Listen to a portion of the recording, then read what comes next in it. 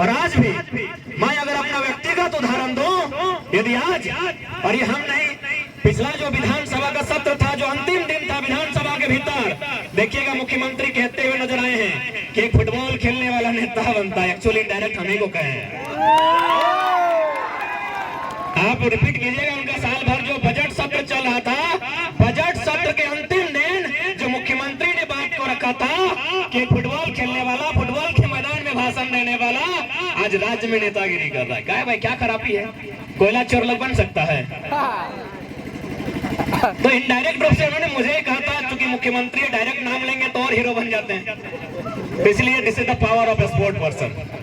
उस समय ओलंपिक्स होता था, अभी वर्ल्ड कप भी चलने लगा है, और उस समय भारत का मुकाबला ओलंपिक हॉकी के फाइनल में जर्मनी से था। भारतीय टीम का मुकाबला ओलंपिक के फाइनल में, हॉकी का जो फाइनल होता है उसमें इंडिया वर्सेस जर्मनी का मैच था, और कहा बर्लिन में, यानी जर्मनी की राजधानी बर्लिन में, और चीफ गेस्ट कौन था? एडोल्फ हिटलर, दुनिया का सबसे पावरफुल, माने सबसे दबंग इंसान उस समय चीफ गेस्ट था। अखबारों की सुर्खियों में था कि इंडिया बुरी तरह पिटेगा, दीवालों में लिखा था कि जर्मनी के मांद में आकर इंडिया बुरी तरह हार के जाएगा, लेकिन मैदान की कहानी कुछ और थी। भारत ने एक तरफा मुकाबले में जर्मनी को हराया था, जिसमें मेजर ध्यानचंद उस मैच के हीरो थे। तो जब मैच समाप्त हुआ तो जो चीफ गेस्ट थे हिटलर साहब, वो चले गए मेजर ध्यानचंद के पास, क्योंकि हिटलर का मानना था कि दुनिया का नंबर 1 इंजीनियर जर्मनी में रहना चाहिए, दुनिया का नंबर 1 डॉक्टर जर्मनी में रहना चाहिए, दुनिया का नंबर 1 साइंटिस्ट जर्मनी में होना चाहिए। तो दुनिया का नंबर 1 हॉकी प्लेयर इंडिया में क्या कर रहा है? उन्होंने जाकर मेजर ध्यानचंद को एक प्रस्ताव दिया कि मेजर, तुम भारत से क्यों खेलते हो? भारत तो एक गुलाम कंट्री है, क्योंकि 36 की हम बात कर रहे हैं, 1936 में भारत अंग्रेजों के अधीन था। तो मेजर ध्यानचंद को जाकर हिटलर ने कहा कि तुम भारत से क्यों खेलते हो यार? इंडिया तो एक गुलाम कंट्री है, कभी आजाद भी होगा कि नहीं? तुमको अगर खेलना ही है तो जर्मनी चले आओ, तुमको हम टीम का कैप्टन बना देंगे। यदि तुमको नहीं खेलना है तो तुम किसी एक इमारत में हाथ रख दो, इस पूरे जर्मनी में किसी एक इमारत, जैसे हमारे यहाँ लाल किला है, चार मीनार है, ताजमहल है, किसी एक इमारत में हाथ रख दो, वो तुम्हारी हो जाएगी, लेकिन शर्त है तुमको जर्मनी से खेलना होगा, और नहीं तो तुमको, मेरा जो पोस्ट है चांसलर का, चांसलर यानी प्रधानमंत्री के बराबर होता है, मेरे बाद का तुम कोई भी पोस्ट मांग लो हम तुमको दे देंगे। मेजर ध्यानचंद को ये प्रस्ताव कौन दे रहा है?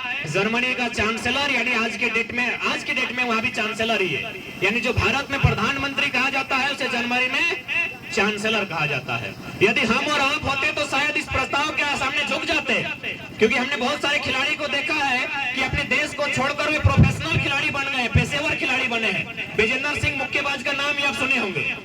तो ठीक उसी प्रकार जब मेजर ध्यानचंद के सामने ये ऑफर आया था तो शायद बिक जाना चाहिए था, लोगों को लगता है कोई इतना बड़ा ऑफर, लेकिन क्या उत्तर था पता है मेजर ध्यानचंद का?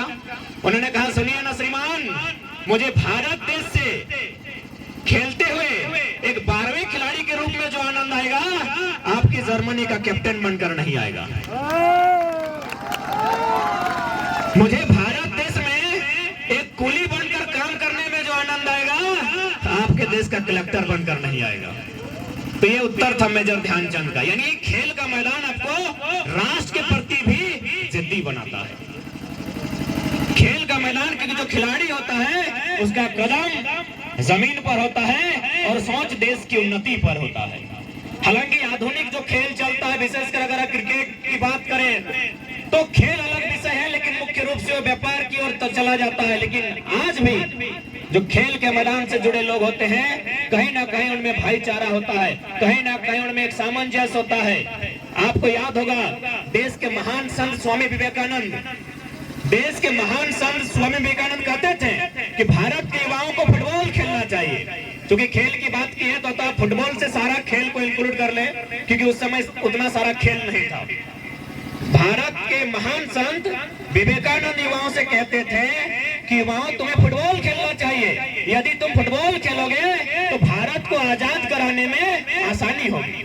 क्या तर्क हो सकता है इसके पीछे कि भारत के युवाओं को फुटबॉल खेलने कह रहे महान संत विवेकानंद? क्या तर्क होना चाहिए?